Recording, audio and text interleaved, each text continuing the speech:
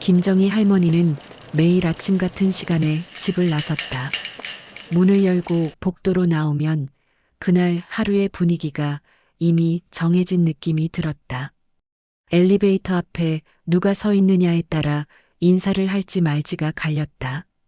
누군가 이미 타고 있으면 할머니는 일부러 발걸음을 늦췄다. 인사했다가 못 들은 척 당하는 순간이 더 아팠기 때문이다. 그래서 차라리 혼자 남는 쪽을 택했다. 엘리베이터 안공기는 늘 무거웠다. 누군가는 휴대폰 화면만 내려다봤고 누군가는 벽만 바라봤다. 할머니가 타도 아무 말이 없었다. 정확히는 아무 말이 없다는 데에 의미가 있었다. 속으로 생각했다. 다들 내가 여기 있다는 걸 알면서도 모르는 척하는 거겠지. 그 침묵은 말보다 분명했다. 마트 앞 벤치에 도착하면 할머니는 늘 같은 자리에 앉았다. 다른 자리에 앉으면 꼭 한 번쯤 거기 우리 자리인데요 라는 말을 들었기 때문이다. 웃으며 말해도 그 웃음이 진심이 아니라는 건 금방 알 수 있었다. 그래서 할머니는 말없이 늘 그 자리만 골랐다. 오래 앉아 있으면 허리가 아팠지만 몸의 통증은 마음보다 견디기 쉬웠다. 그날은 바람이 유난히 차가웠다.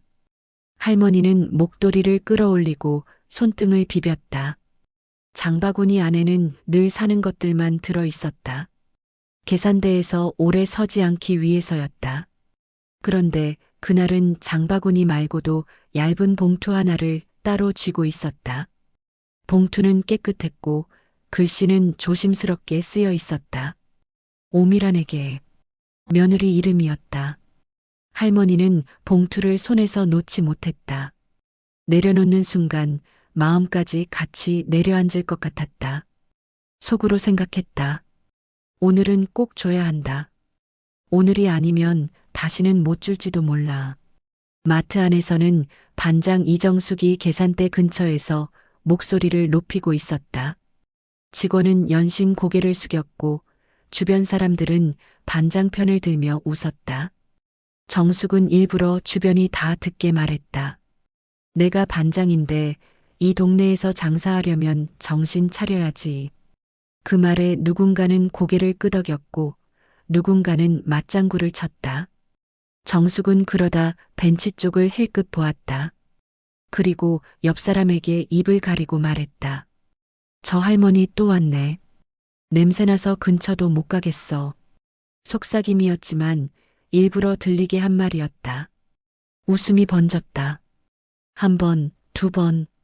할머니는 고개를 숙였다. 못 들은 척하려고 애썼다. 속으로 생각했다. 냄새가 나는 건 몸이 아니라 내 처지겠지. 시간이 흘러도 할머니는 쉽게 일어나지 못했다. 집으로 돌아가면 다시 혼자가 될 걸 알기 때문이다. TV를 틀어놓고 밥을 먹고 누군가에게 전화해 볼까 하다가 결국 휴대폰을 내려놓는 밤. 그 반복을 할머니는 이미 알고 있었다. 아들 성호에게 전화를 해도 받지 않을 때가 더 많았다. 받아도 짧은 말로 끊겼다. 그럴수록 할머니는 먼저 포기하는 쪽을 택하게 됐다. 해가 지고 나서야 할머니는 자리에서 일어났다. 다리가 잠깐 풀렸지만 넘어지지는 않았다. 넘어지면 도와주기보다 구경부터 할 것 같았기 때문이다. 할머니는 편의점으로 향했다. 야간 알바 도윤은 할머니를 보자 먼저 눈을 마주쳤다. 할머니는 그 시선이 고마웠다. 계산대에 물과 밴드를 올려놓자 도윤이 물었다. 오늘은 좀 늦으셨어요. 그냥 바람 좀 쐬었어요. 말은 그렇게 했지만 얼굴은 숨기지 못했다. 도윤은 더 묻지 않았다. 대신 문 앞까지 따라 나왔다. 제가 같이 가드릴까요? 할머니는 고개를 저었다. 아니에요. 오늘은 꼭 가야 할 때가 있어요. 아들 성호의 아파트 앞에 섰을 때 할머니는 잠깐 멈췄다. 들어가면 다시 나오기 힘들 것 같았다. 그래도 초인종을 눌렀다. 한 번, 두 번. 안에서 TV 소리와 사람 말소리가 들렸다. 그런데 문은 열리지 않았다. 누구야? 안에서 미란의 목소리가 들렸다. 엄마 같은데. 성우의 목소리였다. 잠깐 침묵이 흐른 뒤 미란의 낮은 목소리가 들렸다. 열지 마. 지금 열면 끝이야. 할머니는 그 말을 또렷하게 들었다. 봉투를 끌어안은 팔이 떨렸다. 속으로 생각했다. 문이 닫힌 게 아니라 내가 다친 거구나. 문고리 쪽에서 아주 작은 소리가 났지만 끝내 문은 열리지 않았다. 할머니는 아무 말 없이 돌아섰다. 다음 날 아침 마트 앞 벤치에는 할머니가 없었다. 문이 닫히자마자 집안이 갑자기 조용해졌다. TV에서는 웃음소리가 흘러나오고 있었지만 그 웃음은 방 안에 닿지 못했다. 성우는 현관에 그대로 서 있었다. 신발을 벗지도 못한 채였다. 미라는 몇 걸음 앞서 가다가 멈춰섰다. 둘 다 말이 없었다. 그 침묵이 방금 전 복도보다 더 무거웠다. 갔어? 미란이 먼저 입을 열었다. 목소리는 낮았지만 단정했다. 성우는 대답 대신 고개만 끄덕였다. 문 쪽을 계속 바라보고 있었다. 속으로 생각했다. 아직도 복도에 서 있을 것 같아. 미라는 한숨을 쉬며 거실 불을 더 밝혔다. 불이 환해지자 집안에 놓인 것들이 하나씩 눈에 들어왔다.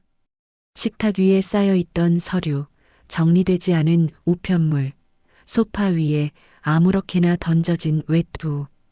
그 모든 게 갑자기 낯설어 보였다. 미라는 식탁 쪽으로 가 서류를 정리하기 시작했다. 소리를 일부러 냈다. 종이가 스치는 소리, 파일을 여닫는 소리. 침묵을 덮기 위한 소리였다. 왜 그렇게 봐? 미란이 말했지만 성우를 보지는 않았다. 그냥 엄마 표정이 좀. 표정이야 늘 그랬지. 미라는 서류 한 장을 들었다 내려놓았다. 다시 들었다가 이번엔 반듯하게 맞췄다. 속으로 생각했다. 지금 흔들리면 안 돼. 성우는 그 모습을 보고 입술을 깨물었다. 저 서류들이 언제부터 거기 있었는지 그는 정확히 알지 못했다. 알려고 하지 않았다는 게 더 정확했다. 이거 언제부터 준비했어? 성우의 질문에 미란의 손이 잠깐 멈췄다. 당신 사업 망했을 때부터. 그건 내 선택이었잖아. 그래서 내가 같이 망해야 해? 미라는 고개를 들지 않은 채 말했다. 말끝은 부드러웠지만 여지는 없었다. 성우는 그 자리에 서서 아무 말도 하지 못했다. 속으로 생각했다. 이 집에선 언제부터 선택이 이렇게 정해졌지. 미라는 서류를 파일에 넣고 지퍼를 닫았다. 그 소리가 유난히 크게 들렸다. 엄마가 오늘 왜 왔는지 당신도 알잖아. 성우는 대답하지 않았다. 봉투 들고 온 거 봤지? 봤어. 그럼 끝난 거야. 그 말에 성우의 어깨가 움찔했다. 끝나다니. 입 열기 전에 막은 거야. 미라는 그렇게 말하고 물을 따라 마셨다. 컵이 테이블에 닿는 소리가 또 한 번 방 안을 울렸다. 성우는 그 소리를 들으며 갑자기 복도가 떠올랐다.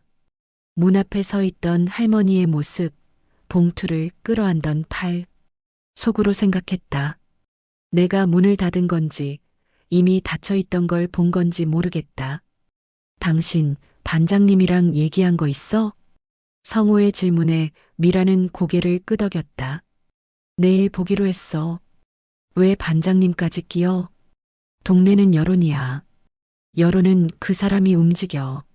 성우는 그 말을 이해하면서도 받아들이지 못했다. 이건 엄마 일이야. 그래서 더 큰 일이야. 미란의 휴대폰이 진동했다. 화면에는 정숙 반장이라는 이름이 떠 있었다. 미란은 받지 않고 메시지를 보냈다. 왔어요. 문 안 열었어요. 잠시 후 답장이 왔다. 잘했어요. 내일 얘기해요. 성우는 그 화면을 보고 처음으로 목소리를 높였다. 왜 이렇게까지 해? 미라는 고개를 들어 성우를 바라봤다. 그 눈에는 피곤함이 먼저 담겨 있었다. 당신, 지금이라도 문 열고 나가서 데려오고 싶어? 성우는 대답하지 못했다. 그 침묵이 미란의 표정을 굳게 만들었다. 마, 당신도 결정 못하잖아. 밤이 깊어지자 TV 소리는 더 커졌지만 아무도 보고 있지 않았다. 성우는 소파에 앉았다가 다시 일어섰다. 창문 쪽으로 갔다가 다시 현관 쪽으로 갔다. 몇 번이나 같은 동선을 반복했다. 속으로 생각했다. 지금 나가면 아직 늦지 않았을까? 새벽이 가까워질 무렵 성우는 결국 현관문을 열었다. 찬 공기가 얼굴을 스쳤다. 복도는 비어 있었다. 할머니는 없었다. 성우는 난간의 기대 아래를 내려다봤다. 가로등 불빛만 길게 늘어져 있었다. 들어와. 뒤에서 미란의 목소리가 들렸다. 누가 보면 이상해. 성우는 한참 서 있다가 문을 닫았다. 문이 닫히는 소리가 예전보다 크게 들렸다. 속으로 생각했다. 방금 건 닫는 소리가 아니라 결정이었겠지. 다음 날 아침 성우는 잠도 못 잔 얼굴로 경찰서를 향했다. 실종 신고서를 쓰는 동안 손이 떨렸다. 마지막으로 본 시간은요? 어젯밤 9시쯤입니다. 문을 열어주셨습니까? 성우는 잠깐 멈췄다가 고개를 저었다. 그 짧은 움직임이 앞으로의 모든 걸 바꿀 거라는 걸 그는 아직 몰랐다. 순찰차가 동네 입구로 들어오던 아침 공기가 달라졌다. 평소라면 각자 갈 길만 보며 지나쳤을 사람들이 그날은 괜히 발걸음을 늦췄다. 누군가는 창문을 열어 바깥을 내다봤고 누군가는 휴대폰을 쥔 채 통화를 오래 끌었다. 말은 없었지만 모두 같은 소문을 들은 얼굴이었다. 마트 앞 벤치에는 아무도 앉아있지 않았다. 늘 김정희가 앉아있던 자리였다. 누군가 벤치를 힐끗 보고는 시선을 피했다. 그 빈자리가 유난히 도드라졌다. 속으로 생각했다. 어제까진 아무도 신경 안 쓰던 자리였는데 최민석 형사는 차에서 내려 주변을 한 바퀴 둘러봤다. 벤치, 마트 입구, 편의점 방향. 그는 일부러 빠르게 움직이지 않았다. 사람들이 먼저 말을 꺼내게 두기 위해서였다. 어제 저녁 김정희 어르신을 보신 분 계십니까? 질문은 낮고 단정했다. 잠깐의 정적이 흘렀다. 원래 혼자 다니시잖아요. 누군가가 말했다. 어제도 있었는지 잘 모르겠어요. 다른 사람이 덧붙였다. 형사는 고개를 끄덕이며 메모했다. 평소에 대화 나누신 분은요? 이번엔 대답이 없었다. 사람들은 서로를 보지 않았다. 침묵이 길어졌다. 속으로 생각했다. 관심 없다는 말보다 이 침묵이 더 정확하다. 반장 정숙이 앞으로 나섰다. 형사님, 괜히 동네 분위기만 흐릴까 걱정돼서요. 어떤 점이요? 노인분들 가끔 연락 없이 나가실 때도 있고 괜한 오해가 생길까 봐요. 형사는 정숙을 똑바로 봤다. 오해를 피하려면 사실부터 확인해야 합니다. 정숙은 웃음을 붙였지만 눈은 흔들렸다. 편의점으로 이동하자 도윤이 계산대 뒤에서 나왔다. 얼굴이 조금 굳어 있었다. 어젯밤에 오셨습니다. 몇 시쯤이었죠? 8시 조금 넘어서요. 도윤은 잠깐 말을 멈췄다가 덧붙였다. 평소랑 좀 달랐어요. 어떻게 달랐습니까? 계속 뒤를 보셨어요. 누가 따라오는 것처럼. 그때 정숙이 끼어들었다. 애가 괜히 과장하는 거예요. 도윤은 고개를 들었다. 과장 아닙니다. 제가 본 그대로예요. 형사는 두 사람을 번갈아 봤다. 어젯밤 이 근처에서 어르신을 다시 본 분 있습니까? 아무도 손을 들지 않았다. 형사는 아들 집으로 향했다. 성우는 문을 열자마자 고개를 숙였다. 어제 어머님이 집 앞까지 오셨다는 진술이 있습니다. 미란이 먼저 입을 열었다. 누가 그런 말을 해요? 편의점 직원입니다. 미란은 잠깐 입술을 다물었다. 어머니가 요즘 많이 불안정하셨어요. 형사는 고개를 끄덕였다. 그래서 보호가 필요했겠죠. 형사는 성우를 향해 물었다. 문을 열어주셨습니까? 성우는 대답 대신 손을 꽉 쥐었다. 속으로 생각했다. 지금이라도 솔직해지면 달라질까? 못 열었습니다. 그 말이 집안에 남았다. 미라는 아무 말도 하지 않았다. 형사는 잠시 둘을 바라보다가 말했다. 동네 CCTV 전부 확인하겠습니다. 그날 오후 사람들은 처음으로 서로를 똑바로 보기 시작했다. 누가 어제 어디에 있었는지, 누가 누구와 통화했는지, 그동안 중요하지 않던 기억들이 갑자기 중요해졌다. 속으로 생각했다. 찾는 건 할머니가 아니라 각자의 무사함일지도 모른다. 저녁 무렵 동네 단톡방이 울렸다. 기자 오면 말 조심하세요. 정숙의 메시지였다. 그 아래에 누군가가 조심스럽게 답했다. 혹시 어제 골목에서 본 사람 없어요? 그 질문은 오래 남았다. 아무도 바로 답하지 않았다.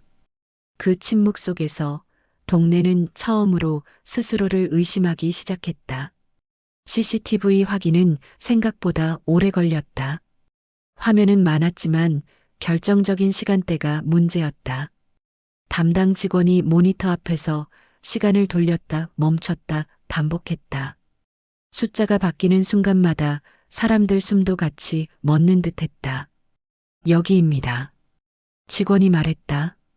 어제 저녁 8시 반부터 17분이 비어 있습니다. 모니터에는 골목이 그대로 잡혀 있었다. 가로등 불빛도 지나가는 고양이도 보였다. 그런데 사람만 없었다. 있어야 할 사람이 빠져 있었다. 속으로 생각했다.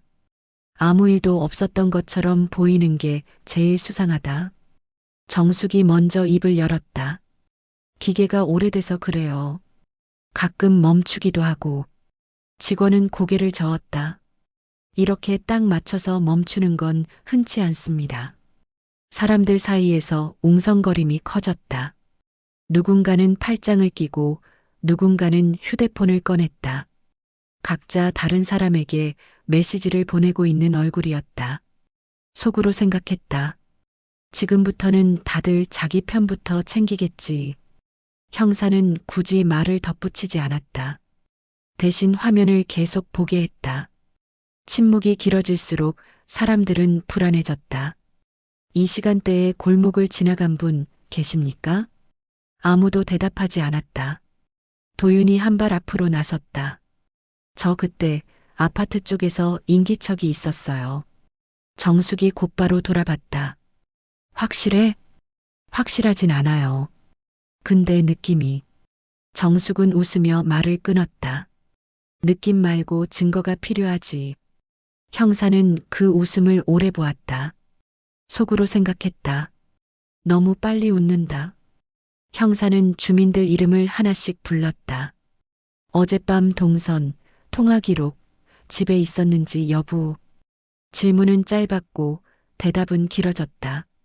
길어질수록 말이 헛돌았다.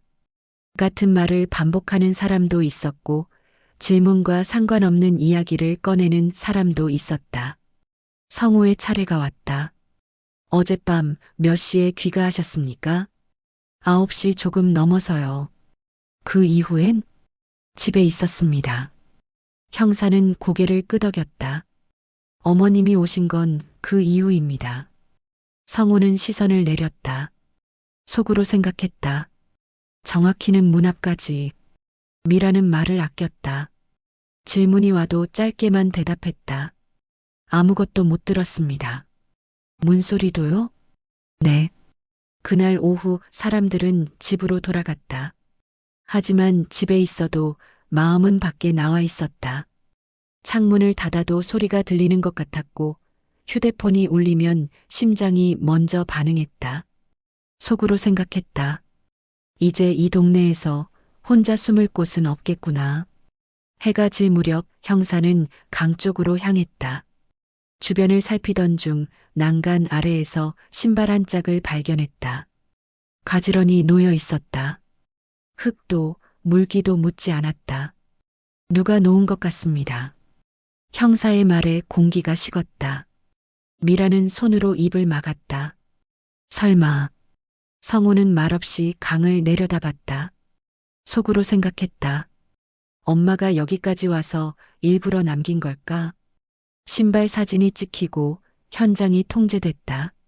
사람들은 멀찍이 떨어져 서서 그 장면을 지켜봤다. 누군가는 고개를 숙였고 누군가는 계속 강을 봤다. 각자 다른 이유로 시선을 떼지 못했다. 그날 밤 도윤은 귀가하다가 뒤를 돌아봤다. 발소리가 들린 것 같았기 때문이다. 골목 끝에 정숙이 서 있었다. 너 말이 많아. 도윤은 숨을 고르며 말했다. 사람이 사라졌잖아요. 정숙은 천천히 다가왔다. 그래서 더 조용해야지. 그 말은 충고처럼 들렸지만 경고였다. 도윤은 그날 밤 잠들지 못했다. 속으로 생각했다. 이제 나도 빠져나올 수 없겠구나. 그리고 처음으로 결심했다. 이 일을 끝까지 가야겠다고.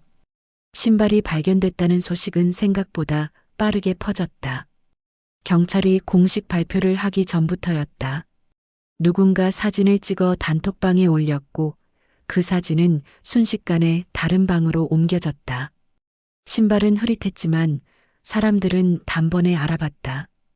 김정희가 늘 신고 다니던 운동화였다. 마트 앞 벤치는 그날 하루 종일 비어 있었다. 사람들은 일부러 그 앞을 지나치지 않으려고 동선을 바꿨다. 벤치를 보지 않으면 생각도 덜 할 수 있을 것 같았기 때문이다. 하지만 피하려 할수록 눈에 들어왔다. 빈자리라는 건 생각보다 많은 말을 하고 있었다. 단톡방은 조용하지 않았다. 진짜 사고 아니에요? 저렇게 신발만 있을 리가 없잖아. 괜히 우리 동네 이름만 나가는 거 아니야? 정숙은 한동안 아무 말도 하지 않았다.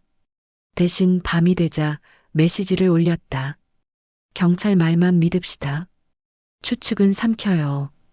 그 문장은 평소보다 더 단정했다. 그래서 더 불안했다. 성우는 그 메시지를 몇 번이나 읽었다. 화면을 끄면 신발이 떠올랐다. 신발을 가지런히 놓았을 김정희의 손, 강 쪽을 바라봤을 얼굴. 속으로 생각했다. 엄마가 정말 여기까지 왔다면 나한테 뭘 남기고 싶었던 걸까? 미라는 그날 유난히 말이 없었다. 평소처럼 정리하던 서류도 꺼내지 않았다. 대신 창문을 닫고 커튼을 치고 문을 잠갔다. 소리가 밖으로 새어나가지 않게 하기 위한 행동처럼 보였다. 당신 단톡방 봤어? 성우가 물었을 때 미라는 고개만 끄덕였다. 그럼 됐어. 미란의 대답은 짧았다. 밤이 깊어지자 성우는 결국 말을 꺼냈다. 엄마가 일부러 남긴 걸 수도 있지. 미란은 대답하지 않았다. 누군가 찾게 하려고. 그제야 미란이 고개를 들었다. 그만해. 말투는 차분했지만 눈은 흔들렸다. 그 침묵 속에서 성우는 처음으로 깨달았다. 이 집에서는 김정희의 이야기가 아니라 각자의 안전만이 중요하다는 걸. 속으로 생각했다. 엄마가 혼자였던 게 아니라 우리가 등을 돌렸던 거구나. 한편 도윤은 경찰서에 불려갔다. 참고인 조사였다. 조사실은 좁았고 형광등 불빛이 차가웠다. 어젯밤 누가 어르신을 따라오는 것처럼 보였다고 했죠. 최 형사의 질문에 도윤은 고개를 끄덕였다. 네. 정확히는 따라온다는 느낌이었어요. 누군지 알겠습니까? 도윤은 잠깐 망설였다. 속으로 생각했다. 말하면 나도 표적이 되겠지. 확실하진 않습니다. 조사가 끝나고 나오자 도윤의 휴대폰이 울렸다. 모르는 번호였다. 괜히 영웅되지 마. 짧은 한 문장이었다. 전화는 바로 끊겼다. 도윤은 그 자리에 한동안 서 있었다. 경찰서 앞 벤치에 앉아 숨을 고르며 생각했다. 이 동네는 말하는 사람을 가만두지 않는구나. 그날 새벽 성우는 잠에서 깼다. 꿈에서 문을 열었는데 그 안에는 아무도 없었다. 대신 복도에 신발 한 짝이 놓여 있었다. 성우는 땀에 젖은 채로 일어나 거실 불을 켰다. 집안은 그대로였다. 하지만 그대로가 아니었다. 그때 휴대폰이 울렸다. 최민석 형사였다. 아드님, 다시 한번 뵙겠습니다. 성우는 대답 대신 고개를 끄덕였다. 속으로 생각했다. 이제 숨길 수 있는 건 점점 줄어들겠지. 같은 시간 정숙은 혼자 거실에 앉아 있었다. TV는 꺼져 있었고 불도 반만 켜져 있었다. 정숙은 휴대폰을 내려다보며 메시지를 하나 삭제했다. 그리고 또 하나를 지웠다. 속으로 생각했다. 다들 겁먹었겠지. 이 정도면 충분해. 하지만 정숙은 몰랐다. 사람들이 겁을 먹기 시작하면 침묵보다 먼저 무너지는 건 관계라는 걸. 성우는 경찰서 조사실에 다시 앉아 있었다. 같은 의자였지만 느낌은 달랐다. 의자에 앉은 게 아니라 무언가에 눌려 있는 기분이었다. 형광등 불빛이 유난히 밝았고 종이 위 글씨는 자꾸 겹쳐 보였다. 아드님, 최민석 형사가 조용히 불렀다. 어제 말씀하신 시간 다시 한번 확인하겠습니다. 성우는 고개를 끄덕였다. 어젯밤 9시쯤 집에 있었습니다. 어머님이 오신 건 그 이후죠. 네. 형사는 잠깐 말을 멈췄다. 성우가 스스로 더 말하길 기다리는 태도였다. 속으로 생각했다. 지금 말하지 않으면 다시는 기회가 없을지도 몰라. 문 앞까지 오셨습니다. 성우가 먼저 입을 열었다.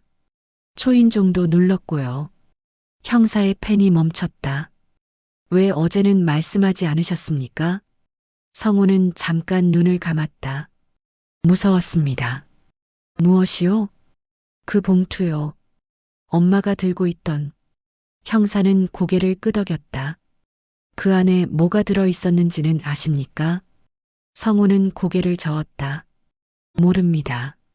근데 좋은 내용은 아니었을 겁니다. 그 말은 성우 자신을 향한 고백처럼 들렸다.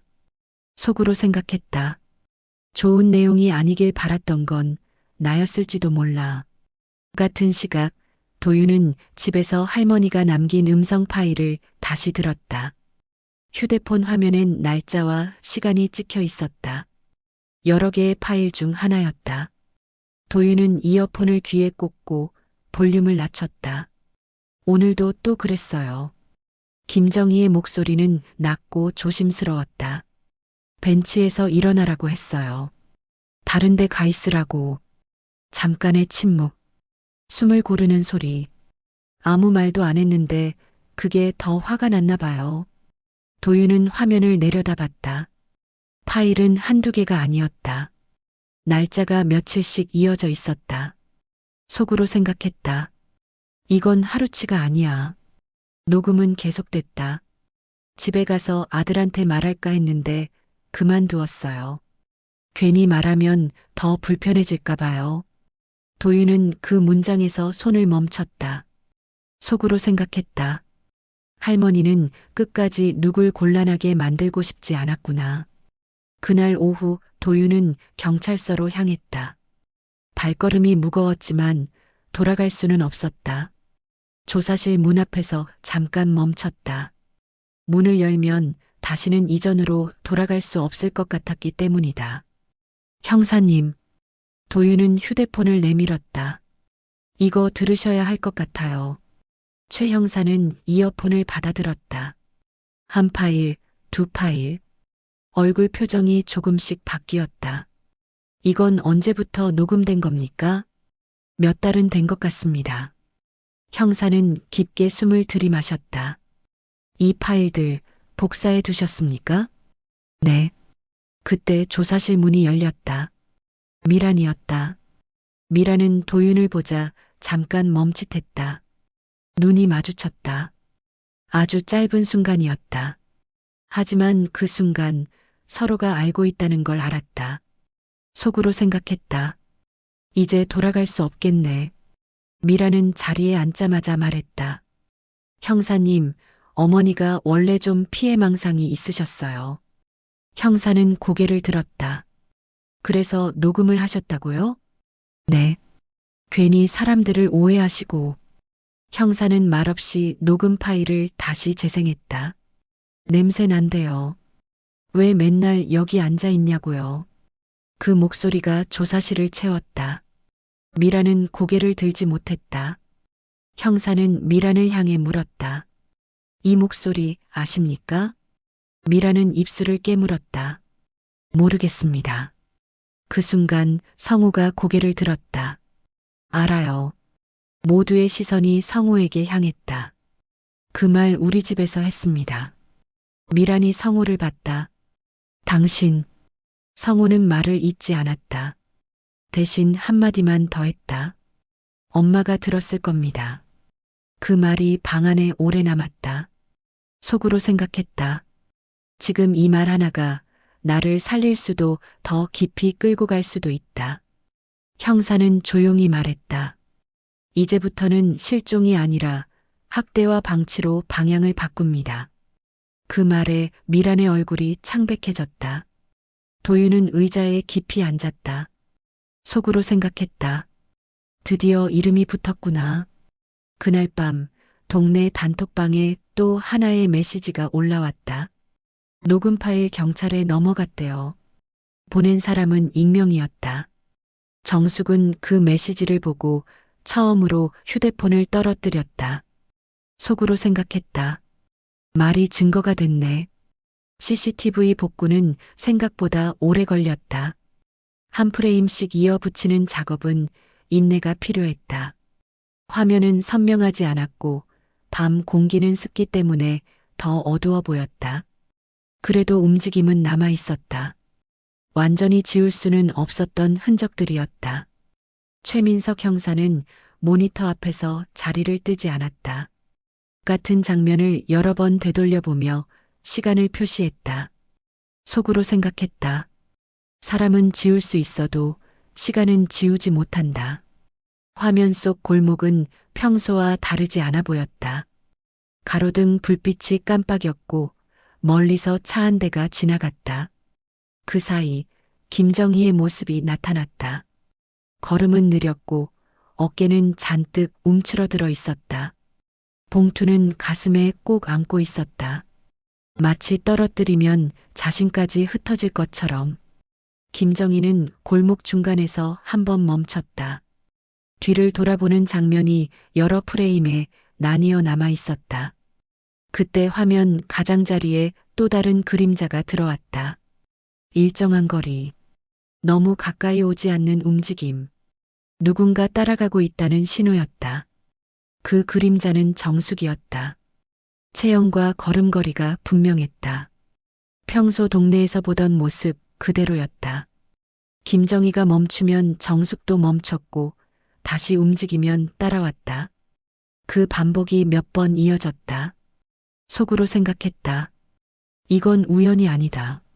정숙은 결국 김정희를 불러 세웠다. 소리는 없었지만 입모양이 분명했다. 정희 씨. 김정희는 놀란 듯 몸을 굳혔다. 봉투를 더 끌어안고 고개를 저었다. 말하지 않으려는 몸짓이었다. 정숙은 손짓으로 벤치 쪽을 가리켰다. 괜히 문제 만들지 말라는 표정이었다. 김정희는 고개를 가로저었다. 봉투를 내밀며 무언가를 설명하려는 입모양이었다. 그 움직임은 공격이 아니라 부탁에 가까웠다. 속으로 생각했다. 할머니는 싸우러 나온 게 아니었다. 그때 화면 반대편에서 미란이 들어왔다. 미란은 주변을 먼저 살폈다. 창문 불빛, 지나가는 사람, 골목 입구. 확인이 끝난 뒤에야 정숙 쪽으로 다가왔다. 두 사람은 짧게 대화를 나눴다. 고개가 가까워졌고 미라는 손으로 조용히라는 신호를 보냈다. 김정희는 그 장면을 보고 한 발 물러섰다. 몸이 먼저 반응했다. 도망칠 준비를 하는 사람의 움직임이었다. 정숙이 팔을 잡았다. 김정희의 손에서 봉투가 조금 구겨졌다. 종이가 접히는 장면이 화면에 남았다. 그때 도윤이 뛰어들어왔다. 숨이 찬 모습이었다. 도윤은 김정희 앞을 막아서며 정숙을 향해 소리치는 입모양을 했다. 왜 이러세요? 미란의 표정이 처음으로 흔들렸다. 계산되지 않은 변수 앞에서의 얼굴이었다. 잠깐의 실랑이가 이어졌다. 도윤은 김정희의 손을 잡았고 김정희는 망설이다가 그 손을 놓지 않았다. 둘은 반대 방향으로 움직였다. 정숙이 따라오려는 순간 미란이 팔을 잡아 멈췄다. 미란의 입모양이 또렷했다. 나. 정숙은 그 자리에서 멈췄다. 화면 속에서 그 멈춤은 아주 길게 느껴졌다. 그 사이 김정희와 도윤은 화면 밖으로 사라졌다. 그 장면이 바로 사라진 17분의 끝이었다. 모니터가 꺼졌다. 방 안에는 아무도 말을 하지 않았다. 성우는 의자에서 미끄러지듯 주저앉았다. 속으로 생각했다. 엄마는 혼자가 아니었는데 나는 혼자라고 믿고 있었구나. 그때 도윤에게서 전화가 왔다. 숨을 고르는 소리가 먼저 들렸다. 형사님, 지금 위치 보내드립니다. 안전합니까? 완전히는 아니에요. 그래도 숨을 쉴 수는 있어요. 전화를 끊은 뒤 최 형사는 단호하게 말했다. 이건 실종이 아닙니다. 잠시 멈췄다가 말을 이었다. 도움받아 벗어난 겁니다. 탈출입니다. 그 말에 미란의 얼굴이 하얗게 질렸다. 정숙은 그제야 고개를 들었다. 속으로 생각했다. 끝났구나. 그날 밤 동네 단톡방에는 아무 말도 올라오지 않았다. 침묵이 흘렀다. 그 침묵은 지금까지의 모든 말보다 무거웠다. 여인숙 복도는 조용했다. 오래된 형광등이 깜빡였고 바닥에는 세월이 눌어붙은 얼룩이 남아 있었다. 최민석 형사는 문 앞에서 잠깐 멈췄다. 안에서 들려오는 소리는 없었지만 누군가 숨을 고르고 있다는 느낌이 전해졌다. 형사는 노크를 한 번만 했다. 세게도 약하게도 아니었다. 문이 열렸을 때 김정희는 방 안에 앉아 있었다. 작은 침대 끝자락, 두 손을 무릎 위에 올린 자세였다. 도망쳐 나온 사람의 모습이라기보다는 오래 생각하다 결심을 마친 사람처럼 보였다. 왔네요. 그 한마디에 성우의 다리가 풀렸다. 엄마. 성우는 한 발짝 다가가려다 멈췄다. 무릎이 먼저 꺾였다. 바닥에 주저앉은 채 고개를 숙였다. 미안해요. 그 말이 방 안에 떨어졌다. 김정희는 바로 대답하지 않았다. 한참을 성우를 바라보다가 입을 열었다. 왜 미안하니? 문을 열지 않아서요. 그래. 짧은 대답이었다. 하지만 부정하지 않았다. 도윤은 문 옆에 서 있었다. 눈을 마주치자 김정희가 고개를 끄덕였다. 고맙다. 도윤은 아무 말도 하지 못했다. 대신 허리를 깊이 숙였다. 속으로 생각했다. 이 한마디면 충분하다. 잠시 뒤 미란이 방 안으로 들어왔다. 문턱에서 발이 멈췄다. 울고 있었지만 울음소리는 나지 않았다. 어머니. 김정희는 미란을 바로 보지 않았다. 잠깐 창문 쪽으로 시선을 옮겼다가 다시 방 안으로 돌아왔다. 너는 미란의 어깨가 움찔했다. 나를 한 번이라도 사람으로 본 적 있니? 미란은 대답하지 못했다. 울음이 터졌지만 말은 나오지 않았다. 김정희는 고개를 끄덕였다. 그럼 됐다. 그 말은 용서도 단죄도 아니었다. 관계를 정리하는 말이었다. 며칠 뒤 김정희는 동네로 돌아왔다. 경찰차가 먼저 들어왔고 사람들이 뒤늦게 모습을 드러냈다. 마트 앞 벤치 주변에 사람들이 모여 있었다. 예전처럼 웃지도 수군대지도 못한 얼굴들이었다. 김정희는 그 벤치를 잠깐 바라봤다. 늘 앉던 자리였다. 정숙은 사람들 사이에서 고개를 들지 못했다. 경찰이 옆에 서 있었고 손에는 서류가 들려 있었다. 누군가 작은 목소리로 말했다. 죄송합니다. 누가 했는지는 중요하지 않았다. 김정희는 한참을 서 있다가 입을 열었다. 나는요. 사람들의 시선이 모였다. 대단한 걸 바란 적 없어요. 잠깐의 침묵. 그냥 인사 한마디였어요. 그 말에 누군가는 고개를 숙였고 누군가는 눈을 닦았다. 하지만 김정희는 더 이상 그 반응을 보지 않았다. 벤치 옆을 지나 다른 방향으로 걸어갔다. 더 이상 앉지 않을 자리였다. 성우는 집으로 돌아가 식탁 위에 있던 서류들을 하나씩 찢었다. 종이가 찢어지는 소리가 집안을 채웠다. 엄마 이름으로 된 건 미란이 말했다. 엄마가 정해 미란은 말없이 고개를 끄덕였다. 도윤은 여전히 편의점에서 일했다 하지만 이제는 계산대 뒤에만 서 있지 않았다. 김정희가 지나갈 때면 먼저 나와 인사를 건넸다. 안녕하세요. 김정희는 잠깐 멈췄다가 웃었다. 그래. 안녕하세요. 그 인사는 공기 속으로 사라지지 않았다. 이번에는 누군가가 받아냈다. 동네는 다시 평범해졌다. 하지만 완전히 같지는 않았다. 벤치 앞을 지날 때 사람들은 잠깐씩 멈췄다. 아무도 말하지 않았지만 모두가 알고 있었다. 사라졌던 건 사람이 아니라 보지 않으려 했던 시간이었다는 걸.